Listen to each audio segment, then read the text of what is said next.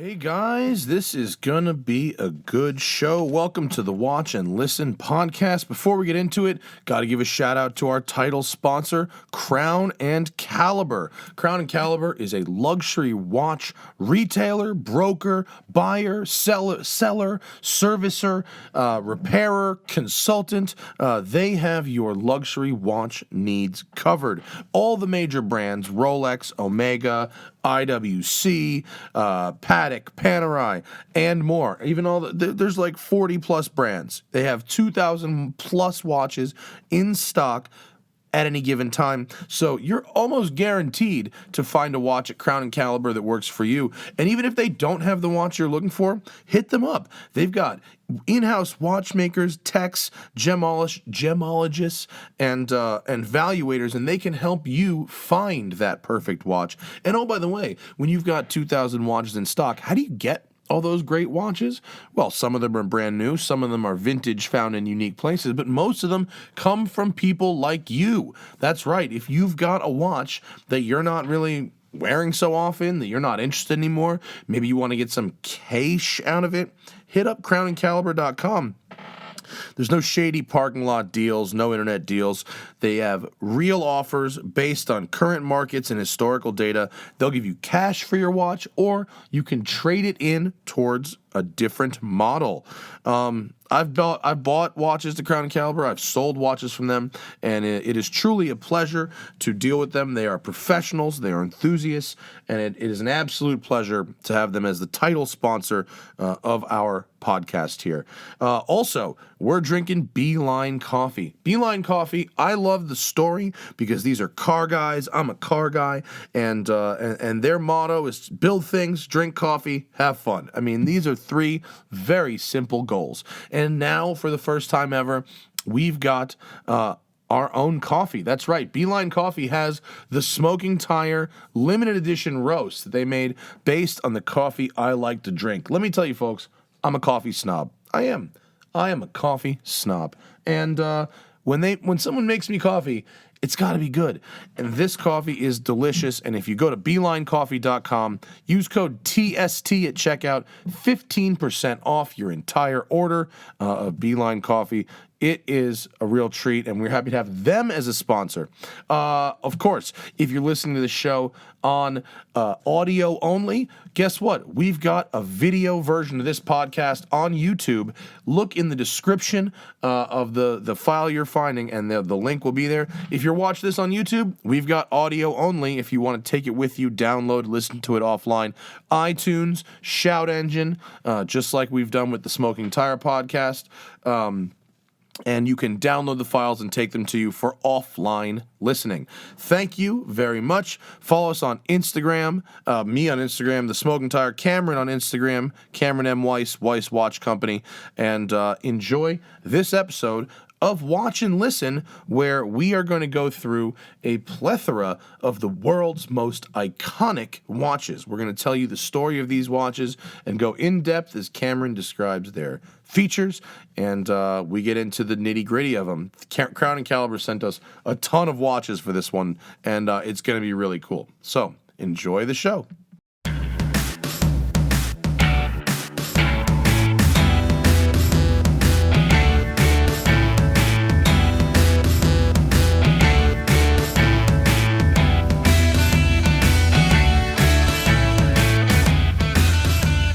What's going on, kids? Matt Farah here. Episode 3, Watch and Listen podcast, brought to you by Crown and Caliber. Thanks for joining us. And my co-host, Mr. Cameron Weiss. What's happening, brother? We got a table full of watches, don't we? Yeah, pretty excited about this episode, actually. This is going to be a good stuff one. Here. We got a box in the mail. And I had to tell the story of the box real quick because Crown and Caliber sent me a box with $100,000 worth of watches in it for this episode, our most iconic watches episode. And I missed the package, and it devolved into a week-long stressful hunt for the package that kept getting bounced around locations. It even came to my house, and they wouldn't give me the package because it was supposed to be sent to a center, and it was just crazy. So I honestly am so looking forward to recording this episode so I can send back this package. Cameron, we got a nice assortment of watches, don't we, bud? Yeah, we do. Real quick, plug it. Follow me, the Smoking Tire on Instagram. Cameron M. Weiss on Instagram. The Weiss Watch Company on Instagram. Oh, I'm like so embarrassed that I just pulled up my Instagram and that Breitling is right there. I got this Breitling. I got this giant Breitling because I'm going to Barrett Jackson, and I was like, what's the most tasteless Scottsdale watch I could wear? 49 millimeter Breitling for Bentley. That's it. Not one of the world's most iconic watches, although another Breitling is. Let's just get into it, dude. We got a big plate of watches, and let's just start talking about them and why they're awesome. Pick one, buddy. Yeah, well, I mean, for me, an iconic watch is something that's been around a long time and a lot of people know of. It's just kind of like a big symbol in the watch world. Yeah, recognizable. Yeah. It's got a brand. It's got a heritage. You know, in the car world, you're thinking Ferrari, Porsche, something involved in motorsport, or Rolls-Royce, something that's a pillar of luxury. Yeah. Manufacturing. You know, maybe you're involved in a first of some kind or several firsts. So I see you fingering that Patek. Yeah, let's start with the Patek. Let's start with Patek? Yeah. Patek Might as well. Calatrava. Oh, we got more sirens, huh? Yeah. Our lighting situation is off slightly. Yeah, this is not good. Yeah, we're gonna have to do the angled thing, I think. I think we've just learned about one of the problems with fluorescent lighting in a podcast studio with overhead. All right, there you go. You made it look. Is that better? On. Yeah, I think that's all right. Okay, there we go. There you go. That's looking good. The Patek Phillipe Calatrava. Yes. This is from the 60s. Crown and Caliber sent this one over. Tell me about this thing, dude. So the Calatrava came out in 1932. So it's a very old family of watches. There's a lot of different models within that line. Complications, simple watches. This one's a very simple manual wind, very thin, kind of elegant dress watch. Saw a lot of companies doing these thin manual winds. It's really thin. Yeah. It's a 33 millimeter watch. It's 7 millimeters thick. Now, believe it or not, Piaget, which is a company that prides itself on its very thin movements, just came out with a manual wind movement that is 2 millimeters. So turn that thing sideways. Yeah. Sorry, you had it looking so nice, but that is 7. And to hold this watch, it feels like you could snap it in half. Yeah. It feels so fragile. And I don't understand. I have to be honest with you. It's weird that we started with this one because of all the watches that they sent over and that I looked at, I understand most of them for one reason or another. I don't really understand this watch. I understand why Patek, the company, is so important. But this watch is not particularly complicated. It's not insanely thin. Is it just that they've been making it for so long? Is that really, really it? Well, there's a lot of different versions of it, and it's definitely on the dress spectrum. Of course. A lot. Do I just not get it because I don't know how to wear a suit? Is that why? That might be it. A lot of iconic watches they go towards the sports side. Yeah. You know, this one is the Daytona. This one's the pilot's watch. This one's whatever it was. It was the first this or that. Yeah, because you wanted to sporty. be like your hero. You wanted to be a race car driver or a fighter pilot or something, and a watch, that is like your racing driver icon wore makes you feel a little closer to that. Yeah. This makes you feel a little closer to your attorney. Yeah. This is definitely you just made your first big trade as a broker and you think you're a real man now. Financially, you need a watch that backs that up. Yeah. And something special, much more rare than a lot of other iconic timepieces would be the Patek. What I find, this particular version has these very rare end links. They're called them T-bar Vendome end links. And it was actually kind of hard to find information on this watch online because most of them don't have those end links. They have like the normal ones. Yeah. For me, all dress watches are tough to understand because I don't wear suits. But I guess if you're a small person who wears a suit, there you go. The end links are very nice. They're cool. Yeah. I understand the significance. They've been making this thing for like almost 100 years now. You know, Yeah. they're probably going to continue making it for another 100 years. Yeah. Right. But all right, let's look at another watch. Let's go to something that we understand a little more. How about you pick? Yeah. Let's. No, because this one we got to start chronologically. Okay. That's the most important. The Rolex Datejust. Da-da-da. This And is, of course, two-tone Jubilee. it's like the Golden steel. classic example. This Yeah. particular Champagne one dial. is from like the mid 80s. But they have been making this watch forever. And the Oyster, the Oyster dial is, oh wait, did I say 80s? So, let's see. Yeah. My bad. My notes I think were the tough date to read on my just phone. itself came out in the 40s. Yeah, 1945 Pretty old. to commemorate the 40th anniversary of Rolex. This is the first self-winding waterproof watch to have a date. That is a fact that I read. Very specific. They have to. I know. In order to get all those firsts, they really have to break it down. You gotta go. This shirt I'm wearing was the first gray shirt With brown buttons. brown and buttons. 3 buttons. sold in Malibu, California for less than $1,000 on a Saturday, But no, the Datejust is a truly iconic watch. It's Rolex's most popular model ever. And it was the introduction of the Cyclops, the magnifier over the date. That is, God, if you ever look, I mean, I love looking at fake Rolex call out Instagrams. It's just such fun. But when people try and call fake on a Rolex and they do it based on the Cyclops, like move that thing around a little bit, it looks completely different. And it could just be a fake crystal. That too. That's totally true. But I think I nominated this watch because I think that this is pretty much the father of all Rolex sport watches that came after it. Yeah. And Rolex sport watches are pretty much the kind of gold standard of collector watches, I guess. Yeah, you've even got the the turnograph. Oh Which is basically it's a Datejust, except you have a bezel that rotates and it's got numbers on it like a sport watch. Yeah, it's like a hybrid. Yeah, Chuck Yeager wore a turnograph while breaking the sound barrier. That was the thing. Yeah, I read that Nougat. Interesting. And and it was basically just a Datejust, but with like a Submariner bezel. Oh, sorry, I took it away from there. Yeah.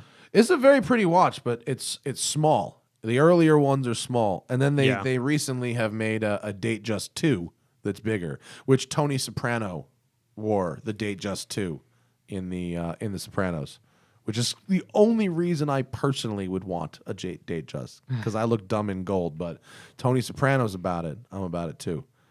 Pull another watch there. Let's go a little. Let's go to a sportier. virtual watch. Let's go to a virtual watch. We'll go away from. Call. We'll bounce away from Rolex for a minute. And how about we go with this? Yeah, JLC Reverso. This one you nominated. This is the JaegerLeCoultre. Am I pronouncing JaegerLeCoultre correctly? No. How do you pronounce it? So it's Sorry. either Jaeger or JaegerLeCoultre. How did you let me get to this many episodes without correcting me? It's not like we've stopped. We've stopped in between. I try not to be that guy that's always Nope, correcting. be that fucking guy. Don't let me get to episode 3. All right, I'll work on that. I'll try and catch you quicker. Oh man, be that guy, please. All right, so I'm sorry the picture is sideways. It was such a lovely shirt this guy was wearing. So the JLC came out this Reverso actually came out in 1935. Not this particular one you see in the picture, but the design of the watch itself, where the shape of it is the rectangular shape, but the case actually flips over and Fully flips over. So it's hinged at one side, and you can either have another complication for the movement on the backside, maybe a date or a power reserve or something like that. But at the very beginning, it was a place where maybe your initials would be engraved. So it was just so for those just listening, it sort of is a rectangular case that's sort of rounded on the outsides, and the whole thing kind of slides up and over and flips over. Flips over, So yeah. in the beginning, it was just a solid back, and you would engrave it Yeah, and it was created, I believe, for polo. for polo. Yeah, for polo. What, and what you would watch do is requirements you flip, does polo have? So you flip the watch over, and it protects the face of the watch. You're now shielding the face. See, that to me is dumb. Take the watch off.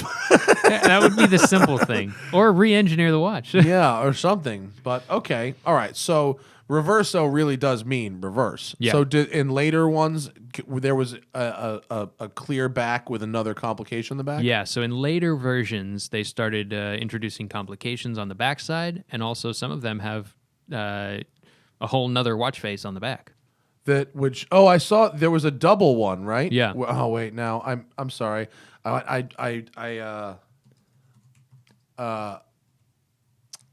deleted it because I'm an idiot. Here it is. There we go. Yeah. This is so cool. So on that one, you've got. Hang on. I have to zoom. I have to zoom to a level that I'm comfortable with. Sorry, you'll Scroll understand up, you'll why. get a better picture up. Okay, it's got the double. It opens like a sandwich. Wait, and There you go. There it is. It opens like a sandwich. So that's showing the front and the back at the same time. Yeah. It's not actually, you would never see two at the same time. It's mirroring. Oh, yeah, okay. It's I got photoshopped to show you the front and the back. That's so cool. Yeah. And so you have could a have white dial, you could have a one world design. time. Yeah, like one for your wife and one for your side piece. Yeah. Oh, my watch was wrong. It said, come on. I'm sorry to our sponsor for showing a retail page of a competitor. I sincerely apologize. I was trying to Google as quickly as I can and not waste our audience's time. That's super cool. Yeah. Would you, to service that watch, would you then just remove the whole thing from the band entirely? Probably. Well, the case itself is connected to that back plate, Oh, okay. and the strap is then connected to the back plate. Oh, So, okay. like any watch, you'd have to take the strap off, and then you'd actually disassemble the case. It's a much more complex that's case. annoying. Yeah. That's a very cool watch, though. Yeah. I like that. I like that very much. I don't know if I could pull it off, but if you can pull it off, that's pretty sweet. Yeah. Do they still make that? Yeah. A version of that? Yeah, they still do a current version. Pricey? It really depends. I mean, I there's guess basic ones. to scale, right? Yeah, there's basic ones that you could pick up used for a few $1,000s. Okay. But then, of course, if you start getting into calendars like this one, Yeah, that's got a moon and phase gold. and a date. yeah, Yeah. then Oh, you it's got start an getting annual, up there, isn't it? 15,000, 20,000. That's an annual calendar with a day. Yeah, right? yeah. And I That's don't know pimp. what's on the back of this watch. If it's just a solid back or if there's another feature on the back. Based on the guy's shirt, it's definitely got more features. Yeah. That guy has all the features. All right, let's bring it back to the studio. I nominate I nominate the Omega Seamaster 300. This is right. such a cool watch. I'm incredibly stoked that Crown and Caliber sent this. This is a Seamaster 300, big triangle, civilian spec, not a military spec, dive watch. This one is from 1967. Blancpain had the first ever dive watch, the 50 fathoms, right? And then Rolex Submariner was next, and then this Seamaster it came out in 57. And this is a second generation version of that watch. But the Seamaster was Omega's first like professional grade dive watch, and it made it to 200 meters, which was their maximum testing depth at the time. And it was used by the armed forces. There was a military spec version of it, which used that tritium stuff. What was the tritium was like radioactive, right? It's Yeah, bad. so you've got the tritium and the radium dials, and you'll see if you look at some of the dials. Let's see here. Do we have what are you comparing to? So if you take a look at this Rolex dial here, Uh-huh. if I can get this, I don't know if you can zoom in at the very bottom Let's try. at 6 o'clock. Maybe. We'll see. I will try. How about that? You can see the spider dial. Okay, on that there we GMT. go. Yeah, what? We looking So at you this? see that? The That's numbers Swiss. down there? Yeah, Yeah. that says Swiss, and then it says T less than 25. Okay, so that's telling you that there's a safe amount of tritium. there's a little bit of tritium. Yeah, but not it's too there, but much it's safe. tritium. Okay, Or it's technically safe, I guess. Yeah, For the age of the watch. So go back to the Seamaster. So on the Seamaster, if there was a if they did use tritium, there was and zoom that. Sorry. So underneath where it says Omega, there would be a little T, and it would be and that would be a military spec one. Yeah. And that mil spec stuff. So like this watch, it doesn't look like much to the non connoisseur. This watch is $20,000. Yeah. I think I no joke. I think Crown and Caliber has this listed for like 18 and change. It's a very expensive watch, and to the untrained, unconnoisseured eye, it really doesn't look like much at all. Yeah, they're very simple watches, and there's a couple of little key things that set these watches apart and would make them worth $20,000 as opposed to like $1,500. Yeah. And it's just, original dial, original hands. Yes. And this crown. You cannot buy this crown. They don't make it anymore. You at cannot, all? yeah. Doesn't exist. So you have to have that crown. Wow. For this watch to be waterproof or water resistant. But little details like that on these vintage watches make a huge, huge difference because there are modern day equivalent parts that you can push in there and make it work. Right. There's new case backs, there's new dials, new hands, new bezels even. You can get new parts for these. But those new parts are slightly different from the old parts, and that makes the difference. Yeah. So to have something that has the right parts, the way it was made back then, that's where the value comes from. As you can see, this one works. So if you happen to be looking, instead of having the only numbers on this watch are 3, 6, and 9. The earlier versions of this one had a 12 as well, and then the later version has this big triangle instead of a 12. And then one of the ways I learned to spot fakes is the curls at 6 and 9 do not actually connect. If you zoom, maybe I can zoom in the video. If you zoom in, it's hard to tell on the 6. On the 9, you can tell here. It's just off. And a lot of the replacement dials are connected, and that will completely ruin the value of the watch. So this is a super cool piece. I'm really happy to have it. And also, actually, just as a side bonus, Crown and Caliber, they thought as for fun, they sent over this. So we've got the original Seamaster 300 on the right, and then this is the actual brand new current Seamaster 300 that they sell right now. Which actually, I think the new watch looks great. I think that's a really nice watch, and that actually it fits me really well. So that's like the Master coaxial. Yeah, this is a coaxial movement in here, which means what? By the way, I meant to ask you that. I don't actually know what it means. That it gets a little complex. Coaxial. Okay. Essentially, coaxial. You have a multiple level escape wheel. Oh. So multiple levels on one axis, coaxial. Oh, escapement. right. Okay. So you have a matching wheel at the other end of a post of some kind. Yeah, maybe. it's a few wheels on one axle. Oh, okay. Instead of one. And that has a display back as well. This one has a display back for that really nice movement. Yeah. So it's got a modern movement in there as opposed to the old vintage movement that would be in the older Omega 300. And this one is good for 300 meters instead of 200 meters, and it has a ceramic case and a sapphire crystal. Yeah. So you can beat it up, and it will probably take it pretty well. Yeah.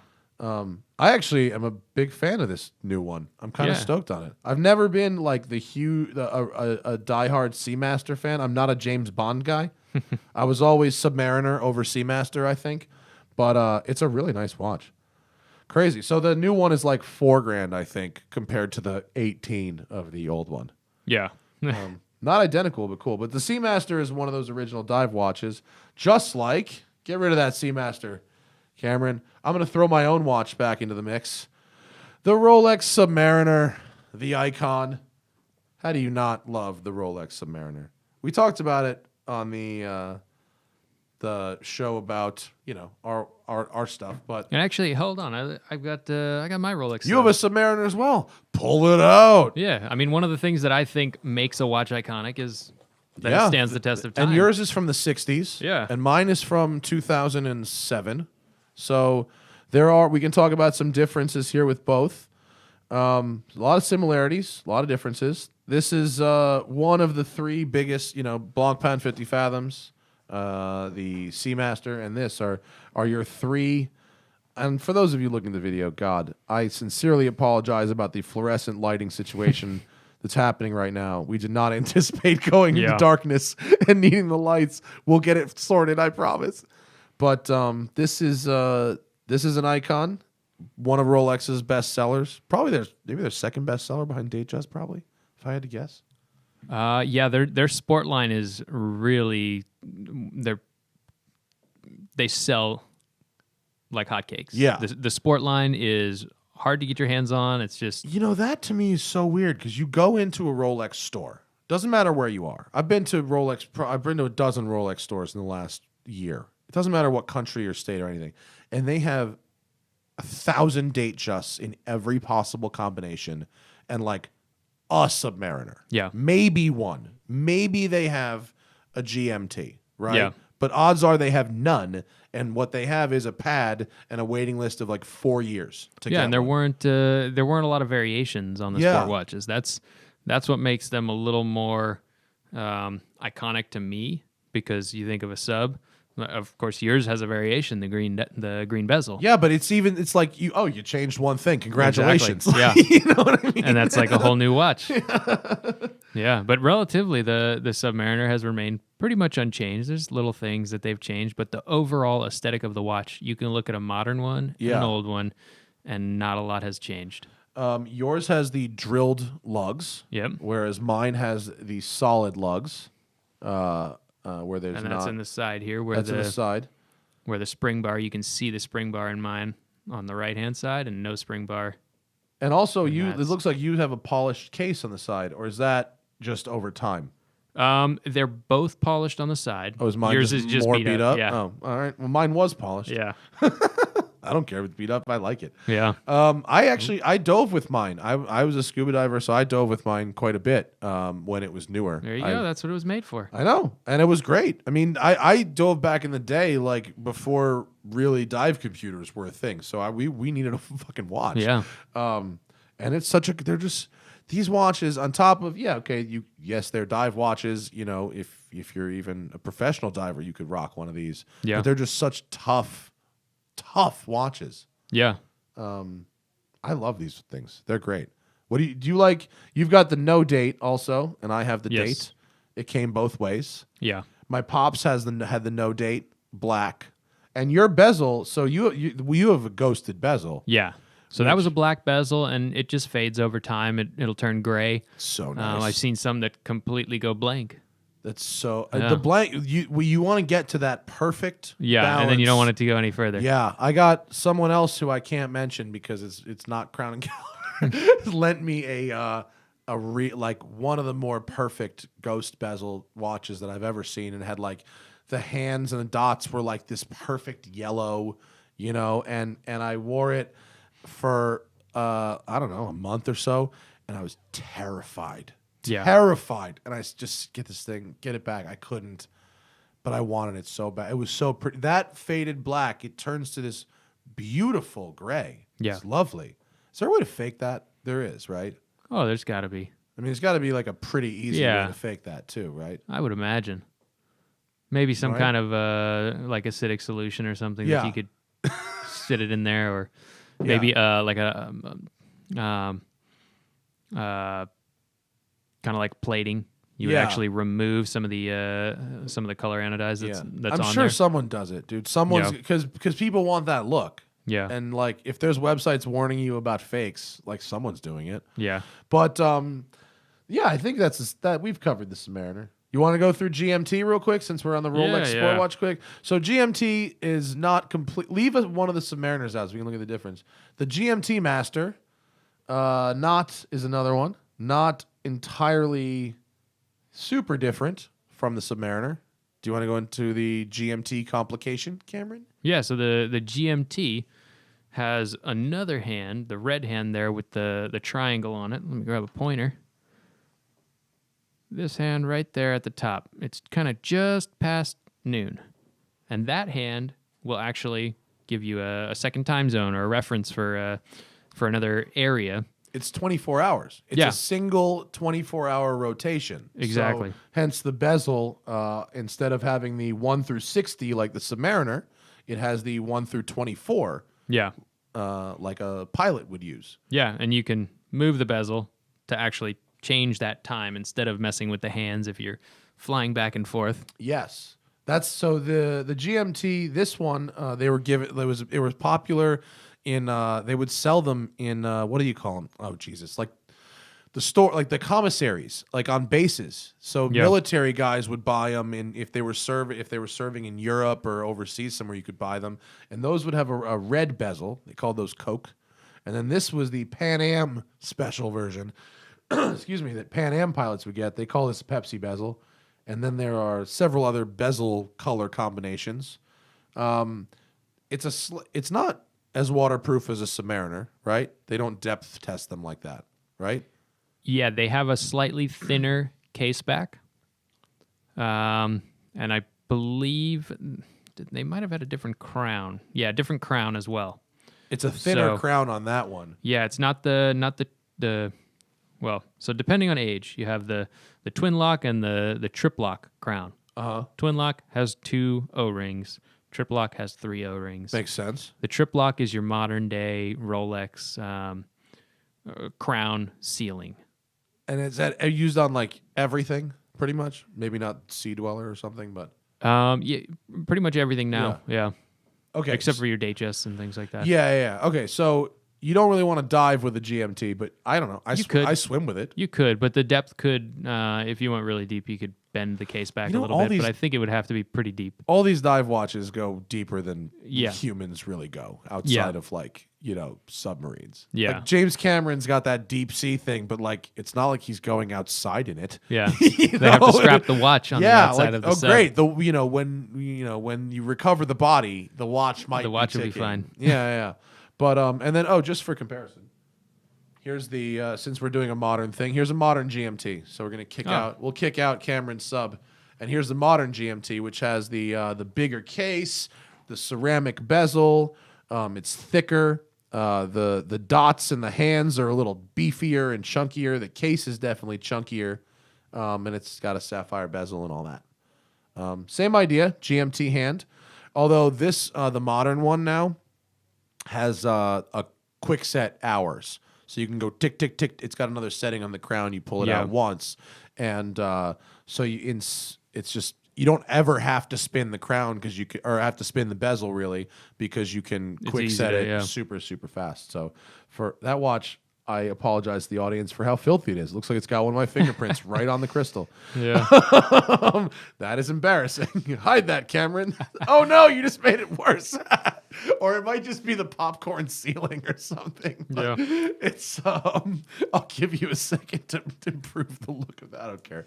But, so that, I think, oh, shit, we do still have another Rolex sport watch. We gotta bail off a Rolex for a minute. They're going to think, they're going to call us biased. We're going to be biased. Well, you can't, that's the wrong picture. You can't, no, empty. You can't talk about iconic watches without talking about Rolex's entire sport watch line. Yeah. It just can't be done. But let's get off it for a minute. How about him? Oh, no, that one. How about him? All right. Yeah. The Moonwatch. The Omega Speedmaster Professional Moonwatch. Manually wound chronograph. I have to pull the you detail this while I pull up the testing again. Yeah. So this is a manually wound chronograph. It's been around since, what was that? It was 57 maybe? Oh, here, 57. Yeah, 57. Yeah, okay. Hey, Matt studied. 1957. There you go. And that movement is one of the best manually wound chronograph movements that exists. Why is that? it's been around a long time, and I'll go into this in more detail in another show, but chronograph movements are a rare bird.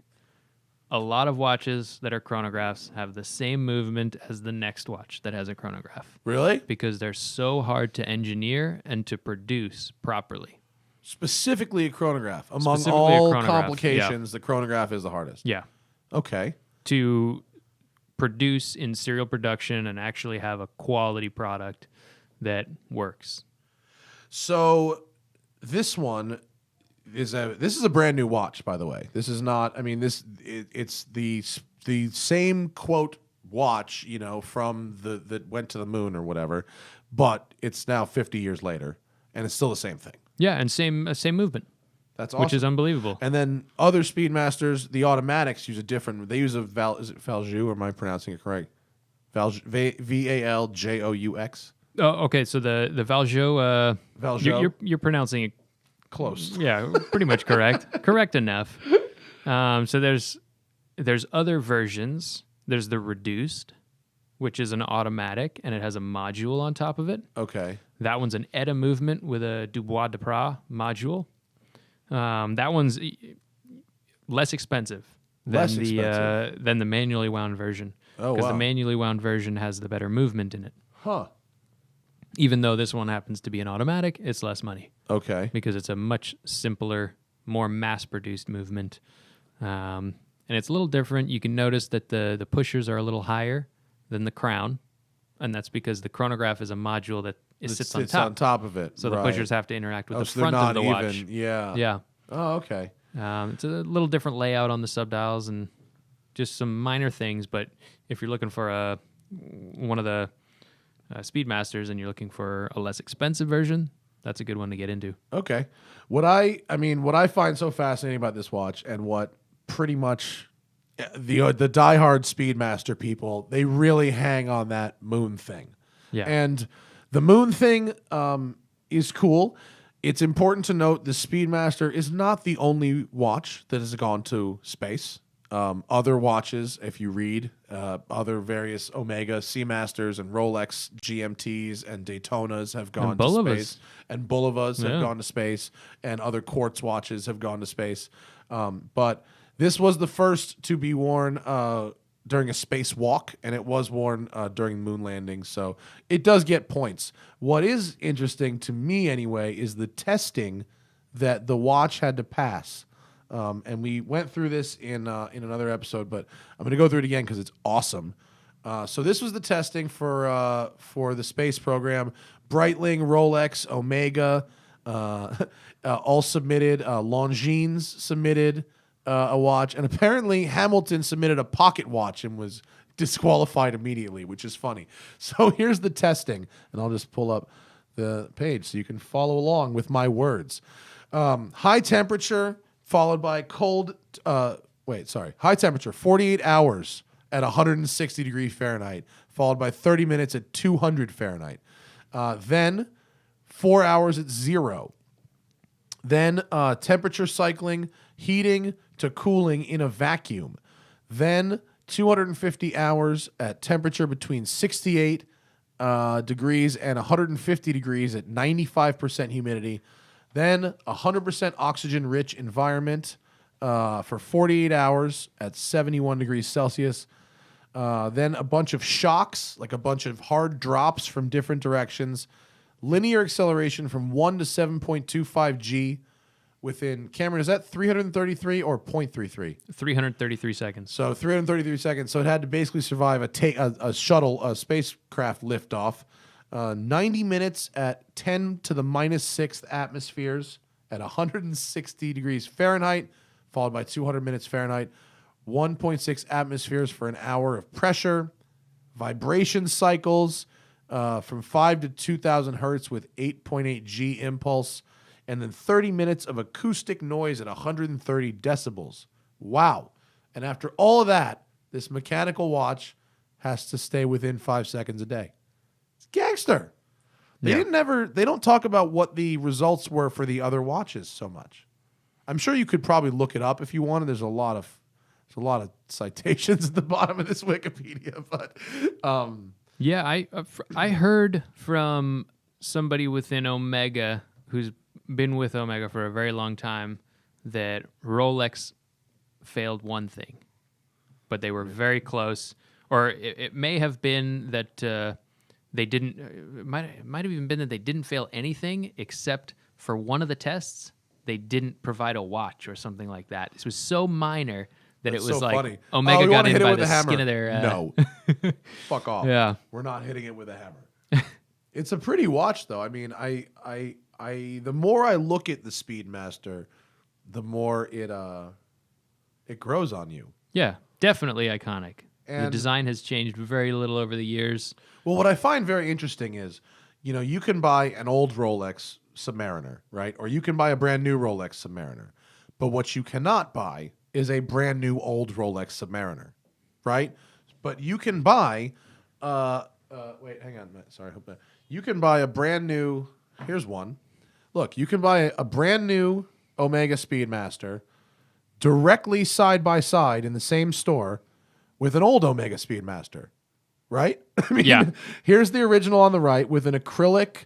What they have another word for it. What do they call this lens? Omega P. Poly? No, it's got some other word. Yeah. Shit. They use it on the forum. I don't know. It's acrylic though. It's not glass. And then this one, the one on the left, the dark side is a ceramic case and a sapphire bezel and a sapphire crystal and an automatic movement and all the modern things you'd expect. And you buy that right alongside the old one. Yeah. How neat is that? It's cool that they do that, I guess, right? Yeah. Imagine a car company did that shit. Yeah. They've done it a few times where I think I seriously think you could buy the old Chevy Malibu at the same time. And remember? I think it was Malibu Classic. Yeah. At the same time, you could buy the new Malibu. And there's been a couple of instances like that. But you have to love the Speedmaster. Yeah. And actually, I think that classic, the Moonwatch, is pretty affordable for a high-end watch. Yeah, I think it's they're $2,500 or $3,000 used, right? Yeah, it really depends on the model. Really? So the one with the proper movement, the manual wind, mechanical movement, is going to be more sought after. And then the cheaper. Then the cheaper ones like the reduced, and then they made some with the Valjean movement. Yeah. That were a different subdial layout where they have the subdials at. Isn't that what this is? Isn't that the Valjean movement? No, that What one's is that? So this one's the new coaxial. Oh, okay. This one's got uses silicon. It's all kinds of fancy. I didn't stuff. realize. Oh, here, I'll go back. There we go. I didn't realize. Yeah, turn this- it sideways. no, this one's I didn't realize it's got this. There you go. Totally new. I thought it was Valjean. I Yeah. guess not. Okay, I'm wrong. It's very pretty though. Yeah. But I think Speedmaster quote describes a larger line of watches than it's not a watch. Yeah. Whereas a Submariner is a watch. Yeah. A Daytona is a watch. Speaking of which, let's grab that Daytona. Actually, no. How about before Daytona? We go there Yeah. because we need that to get to Daytona. How about that? Zenith El Primero. Yeah. Interesting story, right? Do you Yeah. know you know the back and forth of the first chronograph story? Yeah. So why don't you go ahead with it? Well, I mean, it's definitely disputed the first wristwatch chronograph. You got Zenith, and then you also had at the same time, possibly even earlier, you had Seiko that came out with a chronograph, but they didn't actually release it, and it was just they were making them. And then there was But it another. was- It was called Chronomatic, right? Yeah, then there's the Caliber 11, the Chronomatic Breitling project, and that was another one that came out relatively in the same time period. So there was quite a few companies working on chronographs. Yeah, automatic chronographs. Yeah. So Not manual wind. They have to be automatics. Yeah. That was the first that these companies were working for at that time. and you can flip that one over. It is automatic. yeah. And the thing with it was it's like the claim to the first. It's sort of like with the telephone, where one person may have actually invented it first, but like the other person, gets the patent off his first. Yeah. And so, I think it was like Zenith heard that Chronomatic had a prototype and like that they were going to launch it at this one show. And so they made a prototype and got it working and like launched it at this private event like ahead of time. Yeah. But then, so they're like, we have it first. But then like, oh, we have the first big public launch. Then I forget who actually got to the market for Seiko got to the market first with the 6139, that Pogue that I have with the bunk movement. Yeah. That was the first one that was actually sold, and then Zenith was second place sold. But this is a brand new watch, and we're talking about an iconic watch as being the original one, and it's basically unchanged, 50 years later. Yeah, movement-wise. Yeah. That's the funny thing about this, that El Primero, a lot of people are like, that's an iconic watch. But what does an El Primero look like? It looks like anything. It could be any watch. It's just a movement. So this is a really modern El Primero. Actually, that's super interesting because when it's sort of like, the same thing with the Speedmaster. Like, what is a Speedmaster? Like, it's a bunch of watches, right? So the El Primero has like many looks. Yeah. I'm just going to put like, and just to demonstrate that, I'm just going to type El Primero into Google Images and show you the variety of, so here, let's check this out. Those of you looking, the variety of watches that come up are sometimes look kind of like almost nothing like each other. Yeah. And you get some of the vintage ones. Yeah, so you've got a little more classic. Here's some vintage. That one looks like the original one, right? That's like much closer, yeah. That's super old. But then I like some of these kind of open skeletal designs. These are extremely cool looking. That's the one I would buy.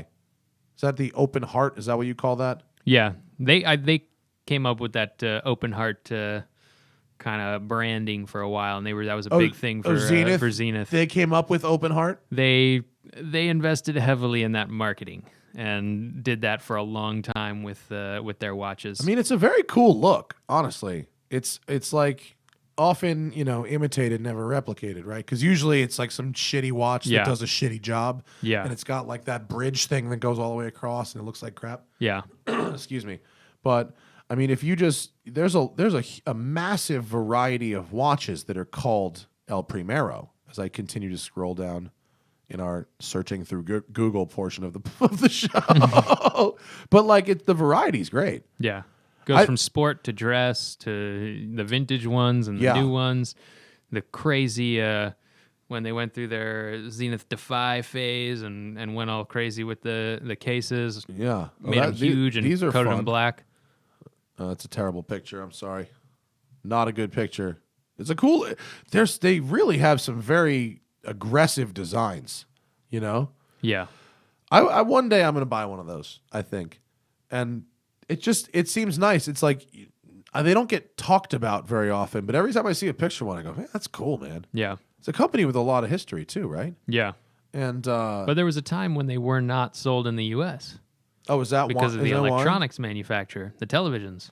Oh, is that why? Yeah. Because I was wondering about that. I mean, I knew they were not the same, but it did not occur to me that what do you call it? Trademark infringement would prevent them from doing that. That makes sense. Yeah. So there was a while where they were not sold here. Oh, that makes a lot of sense. Yeah. So that's how you get into the outsourcing the movements business.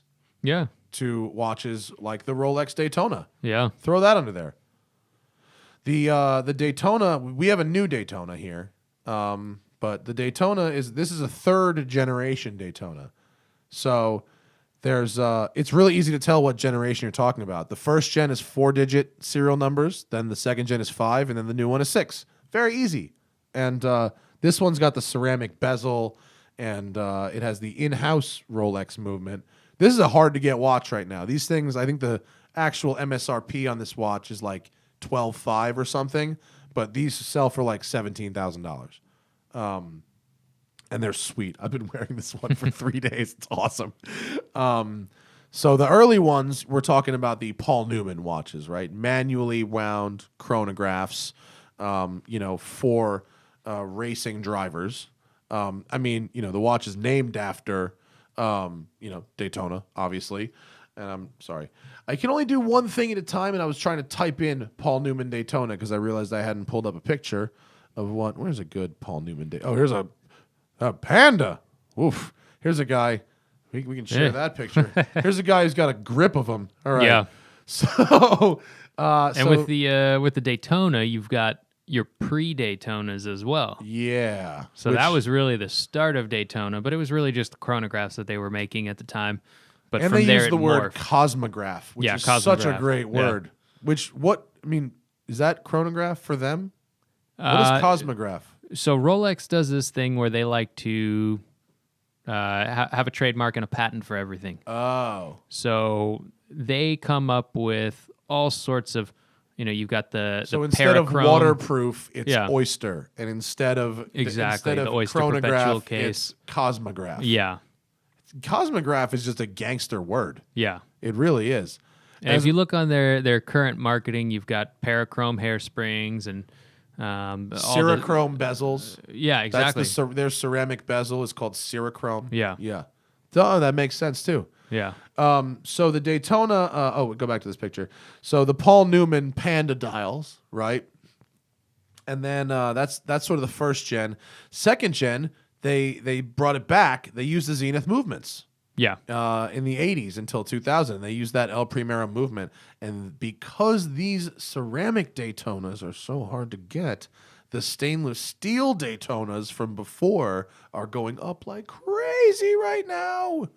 And then the third gen is what we have here, which you can get with ceramic bezel and then gold or platinum and whatever with Rolex's own in-house movement. These things are dope, dude. Daytonas are sweet. All Daytonas are sweet, except some of the really old, really ugly gold combos. Like, have you ever seen, dude, some of the ones I feel bad sometimes for some of the racing drivers because I feel like Rolex will give them like the ugly.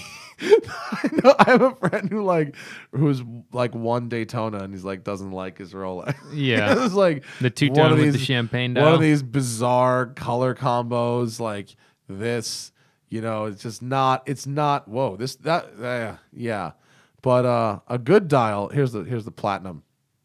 Sorry, there's the platinum. It looks dope. I'm all about that platinum. But I love that Daytona. It's just such a nice watch. Yeah. It's like tasteless. It looks good with everything. You know who's got a great collection of Daytonas? Ellen DeGeneres. Really? I swear to God, Ellen DeGeneres has one of the most gangster watch collections that you will ever see. Current and modern? Current and vintage and current. Wow. Multiple Paul Newman Daytonas, like all kinds of cool stuff. Yeah. Like really good taste, not just trendy stuff either.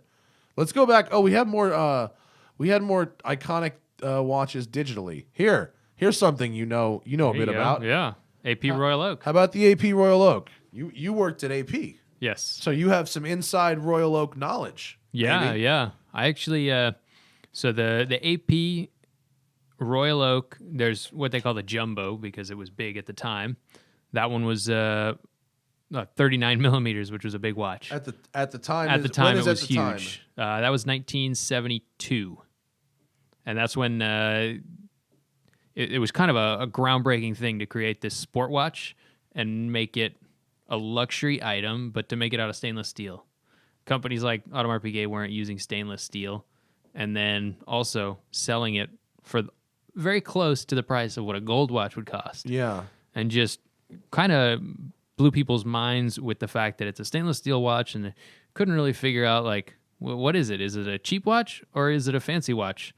And it kind of bridged this gap and led the market for sport watches, and having watches like the Daytona in stainless steel be able to support these higher prices. I didn't realize that it really set the stage for that. Because I guess at the time, Submariners and stuff were tool watches. They weren't really luxury items until like later. In the 70s, if you bought a Rolex Submariner, you're looking at like $500. Yeah, which is, I mean, it was It was not super cheap. Yeah, but it wasn't, maybe a month's worth of pay or something. Yeah, but not crazy like it is now. Yeah. So, and the AP when it came out was thousands. And stainless steel. I'm like, Stainless oh my steel, God. yeah. But AP, I mean, they make their own in-house movement, right? Or no? Yeah, so it's a 2120, Okay. which is also the thinnest central oscillating weight automatic movement. Okay. So it's an automatic with a central winding rotor that is the thinnest. What is a central winding rotor different from other winding rotors? Yeah, so there's also you can have like micro winding. See if you Hang can. on. So a lot of the companies that were trying to make small mechanical watches, small automatic watches, they would actually take the oscillating weight and mount it to the side. Okay. Here, is that an appropriate picture? No, that's a different one. That would be that's a tourbillon there. Oh, okay. I'm looking very quickly and trying to So- be efficient. Here? A normal oscillating weight is mounted to the center. Okay, hang on. Normal oscillating weight is mounted to the center, right here. Right? Yeah. Yeah, this gold piece is the oscillating weight, and it's mounted in the middle. Right, okay. Yeah. Got it. So there's other versions called like micro rotors. Uh-huh. And the oscillating weight is actually kind of set off to the side. Oh, yeah, the whole thing is Yeah. sort of a contained unit on the side. Exactly. Right. So is that was AP a the trick. first person to do this? Well, on They're- the thinnest? Oh, They make the thinnest one. Oh, okay. So because it was on the sides, you could shove it down in a Yeah. hole, and it would reduce. So that the was kind of overall the thickness. trick that companies were using to make thin Right. watches. Okay. But AP didn't do that. They were able to make one thin while still having the central oscillating weight. Got it. So that was kind of a thing for the 2120. It's a very thin movement, great movement, and just a kind of a groundbreaking watch. I mean, a very different design, and at the time, an odd material choice for a watch that has finishing like that, and a price like that. So at the same time, Royal Oak refers to a giant line of watches now. Yes. At the now time, there's different it was versions. one. But There was- the Royal Oak. Is this is it? The one we're looking at right now. This is the original. So the Royal Oak should be Yeah. a 15202. Is the reference number. All right. It's the Jumbo Royal Oak. If you Google it, hang on. you'll get it. I'll find There's other versions that me use a- a 3120 movement of some different things. 15202. Yeah, All right. We'll find the original Royal Oak. there we go. Here it is. Basic. Standard. That sort of looks like what we had before. Yeah, the similar, Royal but Oak. Now different. they have the Royal Oak Offshore, which Yeah. is what, the dive version or the water it's a themed? sportier watch. Yeah. And then what are the other ones? Well, lots of different complications that go within that. I guess, yeah. They've also got their concept watches, which they were doing with the Royal Oak bezel. Which is like, just crazy grand Crazy, complication $300,000 Yeah. for a chronograph special concept watch. Yeah. That's Yeah. like a one-of-one sort of deal, right? Pretty rare. Yeah. You see this shit on Instagram, but like you almost never see someone actually wearing something like that. Yeah. I saw Jay-Z recently, and he had a big white Richard Mille. Yeah. It was they did a close-up thing, and it was like, right there as I'm flossing an oyster quartz. What? Oyster quartz? All right.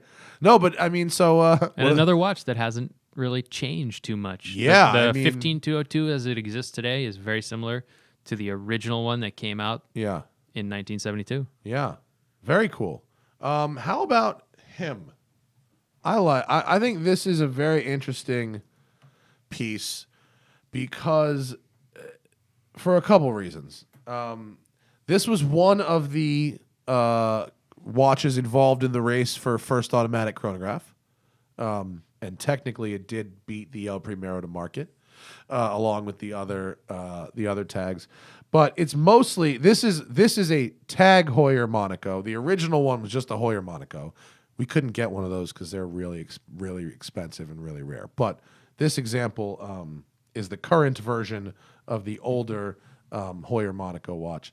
Though some people will remember this or can think of this as being called the Steve McQueen watch because he wore one in the movie Le Mans. And it is funny. It's actually a cool story. Here's the original. It's a cool story. There was a guy who was a racing driver, and he was one of the first people to ever have like a sponsorship deal, like a brand ambassadorship deal. And as part of his deal, he got wholesale pricing on watches that he could then sell to his friends. And he basically became a watch dealer for Tag Heuer. And so he became friends with McQueen because he was doing stunt driving on Le Mans. And as part of that, ended up being like a watch supplier. And he was worried about working with Omega. They wanted to work with him, but McQueen was worried that they were going to use his name to sell watches, which is ironic. Which is what did Tag Heuer do? And they ended up choosing this Monaco. He wanted to wear the Octavia, I think, which is like the racing driver's watch. This watch isn't really for anything, and they ended up giving him this one to wear because they had 3, and he needs to wear one, and there's a backup in case that breaks, and then another one for close-up detail shots. And they had 3 of them, and he ended up wearing it. And they ended up giving extra watches to all these crew members and stuff. So all of the crew members started wearing Tag Heuer. McQueen eventually got pissed and thought they were using him to sell watches, which they didn't until later, and now they do. So it's an automatic chronograph. It's an interesting watch. I think it's heinous looking personally, but do you like how these things look? I don't particularly like them. You don't either. No. So it is iconic in the same way that it's iconic in the same way that the movie Bullet is iconic, and it's good in the same way the movie Bullet is good, which is to say not much. I think it's too much of a cube. There's no soft edges, or it just feels like you sliced it off of a stick of butter or something. I think does that one have a display back? It should. The new one does, right? Can we see the movement in it? Yeah. So here's the movement in it, which I don't know. It's not much to look at. No, this movement in here is nothing special. Oh, it's not? No. Oh, okay. This is an ETA movement with a module. With a chronograph module? Yeah. So nothing special. Yeah. I mean, honestly, you gotta love McQueen. There's some other Heuers that I think this is probably the most iconic one because it's associated with Le Mans, and Steve McQueen for people of a certain age really fucking matters, but he doesn't to me. He was a cool guy. I'm down with it, but I don't need to like dress like him or any of that shit. Some of his cars I would rock, but not others, and definitely not a watch that was a movie prop.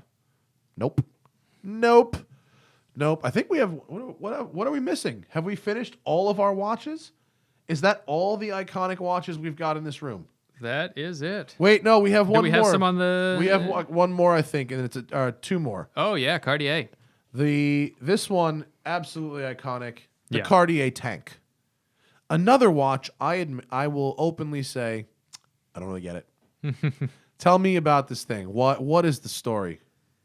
Well, the Cartier Tank was from 1918. Wristwatch in 1918 was a pretty groundbreaking thing, right? Yeah, it was still relatively new, but we're looking at 100 years right now. That's 100 years that this design has been around. It hasn't changed that much. There's been a lot of different variations, but it still has the same general shape. The size has changed quite a bit. If you find the really old ones, they're teeny tiny watches. But it's just one of those designs that has stood the test of time. It's still a watch that people buy today, brand new, and pay a lot of money for. Yeah, What do one of those go for? I don't even know. It's not really my style, so I haven't really ever looked into it. They're a few $1,000. Yeah, and then the Cartier Tank is, I mean, it's more of a ladies' watch, really. There's a lot of ladies' versions, yeah. I mean, the most iconic one is the Jackie Onassis, probably, right? Jackie Kennedy Cartier Tank is a favorite that Kim Kardashian bought. Wristwatches were for women originally. That was kind of how they came to be. Because they had dresses, not pockets. Is that the idea? It was very feminine to wear a wristwatch. Yeah, and that's kind of why the next watch, which is the Cartier Santos here, which is the men's version. Well, Or is the it- Santos was the first pilot's watch. Oh. The first watch that was actually designed and made for a pilot. Oh, what about it makes it a pilot watch? The only thing about this watch that makes it a pilot's watch is that a pilot wanted to wear a watch. That was it. That's it. It was essentially just a guy asking, I have this flight, and I can't take my hands and pull a pocket watch out and read the time. I need it right on my wrist. Just Makes make me sense. something with a strap on it so I can strap it on. What time period are we talking here? Is this World War like 1? Like 20? No, this was 1904. Oh, really? Yeah. Oh, this is older. So this I didn't was realize actually- we were actually going backwards in time here. Yeah, This so is this definitely actually- World War 1. This Yeah. is like fucking Orville Wright asked for this. Yeah. That like can't take your hands off the stick in 1904. It wasn't means- Orville Wright. He means It that was, means you're gonna die. Look him up. Look up the Hang on a the second. guy. I'm not gonna But subject anyway, our audience. He requested this design so that he could wear it, and the interesting thing about that is he was then photographed with it, And that just became the thing. All of a sudden, men become interested in wearing a watch on their wrist. Okay, here we go. Santos Dumont. Oh, There we wait, go. Hang on. Let's see. The Wright brothers. It's basically, it starts almost the Wright brothers. It's the next Right? paragraph after the Wright brothers. Not only did Alberto Santos Dumont fly a hot air balloon around Paris, is it supposed to say Paris? He also experimented with aircraft, blah, blah, blah. He successfully flew the first powered flight in Europe in 1906. 60 meters. Good for you. Yeah, okay. He was friends with Louis Cartier, the watchmaker. While celebrating a flight, he complained that there was difficulty checking his pocket watch to time his performance. He asked Cartier to develop an alternative while keeping his hands on the stick. Whoever wrote this did a terrible job tracking time while keeping hands on the time. Cartier developed a watch with a leather band and called it the Santos. There you go. There you go. And that and is, in fact, the first pilot's watch. Yeah.